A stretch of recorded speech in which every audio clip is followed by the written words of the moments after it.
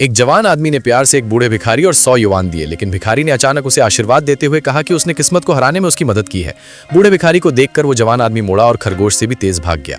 उसे सबसे पहले लगा कि उसके साथ धोखा हुआ है। निराशा के एक पल में वो छत पर गया और कूद गया। पता चला कि वो जवान आदमी जन्म से 20 साल से बदकिस्मत था। उसके लिए पानी पीना भी एक बुरा सपना था। उसने सोचा कि वो आखिरकार अपनी दुखद जिंदगी खत्म कर सकता है, लेकिन फिर नीचे एक गुब्बारे के आर्च ने ज्यादातर वजन उठाने में उसकी मदद की, जिससे वो तुरंत अपनी दिशा बदलकर भीड़ की ओर उड़ गया और एक नकाबपोश आदमी को गिरा दिया।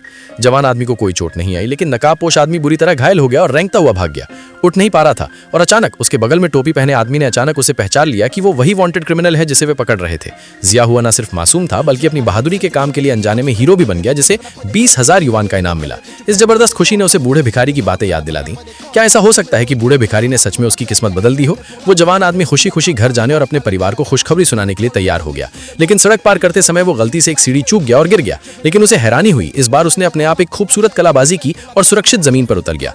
देखने वालों ने तालियां बजाईं और उसके हुनर की तारीफ की। उन्हें क्या पता था कि ये एक लग्जरी कार तेजी से उसकी ओर बढ़ी। अंदर बैठी अमीर औरत फोन पर थी और उसने रेड लाइट पर ध्यान नहीं दिया। उस जवान आदमी के पास बचने का कोई समय नहीं था और वो तुरंत हवा में उछल गया। कम से कम 80 बार लुढ़का और आखिर में रुक गया।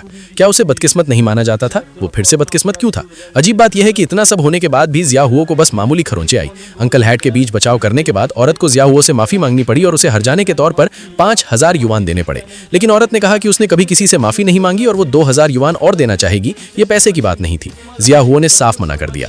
वो लड़का फिर भी जोर दे रहा था कि औरत उससे माफी मांगे और कह रहा था कि उसका बर्ताव उसकी इज्जत को ठेस पहुंचा रहा है। अपनी इज्जत के बावजूद जब औरत ने कीमत बढ़ाकर 40,000 कर दी और धमकी दी कि अगर उसने नहीं ली तो वो चली जाएगी, तो लड़के ने अपनी इज्जत छोड़ दी और खुशी खुशी हाथ मिलाने और सुलह करने के लिए दौड़ा। ये देखकर उसके अंकल हंसे और उससे कुछ कहने ही वाले थे कि जिया हुओ को अचानक उसकी माँ का फोन आया, जो उसे डिनर के लिए घर बुला रही थी और कह रही थी कि मेहमान आ गए हैं। जिया हुओ घर भागा तो पता चला कि वो उसकी बहन और जीजा थे। लेकिन जब वो टेबल पर बैठने वाला था तो उसकी माँ ने उसे छोटी टेबल पर बैठने के लिए कहा, क्योंकि उसे अशुभ माना जाता है। हालांकि वो जब सबके साथ बैठता था तो उसे हमेशा बुरा लगता था। इसलिए जिया हुओ ने जल्दी से समझाया कि उसकी किस्मत पलट गई है। फिर उसने एक हार निकाला और अपनी माँ को दिया और बताया कि उसे एक कार ने टक्कर मार दी थी और किसी ने उसे 40,000 युआन का मुआवजा दिया था।